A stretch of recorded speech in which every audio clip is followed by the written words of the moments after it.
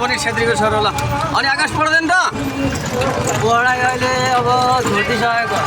अहिले हामी उर्लाबारीमा छौँ होइन? उर्लाबारी। ए अनि सिटी यो कति दिन बच्चा चलाएको? यो चलाएको त 1-2 वर्ष भइसक्यो। हो? अनि अरू काम गर्दैन? अरू काम अब बाहिरको लागि विदेश विदेश पढ्नु। त्यसै छोड्ने हो? पढ्नलाई हो? अनि अहिले टाइम पास हो? यता जानुपर्छ होइन। ब्याङ्क अनि एभरेस्ट ब्याङ्क घरको अब काम अलिअलि समस्या समाधानको बाटो होइन? ल धेरै राम्रो मेरो भाइ, यस्तै गर्दै जानु। म कपिलेश्वर यादव हो है, म नेभी सङ्घको पूर्व महामन्त्री हो। अहिले चाहिँ तपाईँको नेपाली कङ्ग्रेस नै एउटा चाहिँ वैकल्पिक शक्ति हो भनेर अरू सबै कुराहरू बिर्सेर यो सेन्टिमेन्टल र युथलाई बारुद बनाउने कामतिर चाहिँ लाग्नु हुँदैन। यदि कसैले घन्टा घन्टी भन्छ भने नि हामी छेत्रीको छोरा हो, 2 हात बजाए पनि घन्टीभन्दा तगडा जान्छ क्या।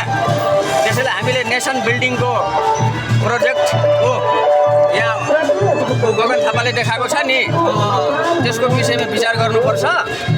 अनि 1000 सोच्नुपर्छ, किन यो युग भनेको जेन्जीको युग हो।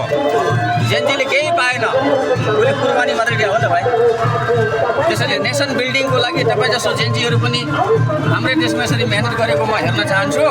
र सम्भवतः बाबु विदेश गए पनि पढ्नलाई जानुहोस् है। रोजगार त भन्छु क्या, अब हाम्रै देशमा सबै बाहिर जानु नपरोस् क्या हतापति। बाहिर हुँदै अब यहीँ होस् सबै थोक सुविधाहरू सबै पढ्नको लागि, बरु बाहिरको मान्छे आओस् न यहीँ पढ्नलाई।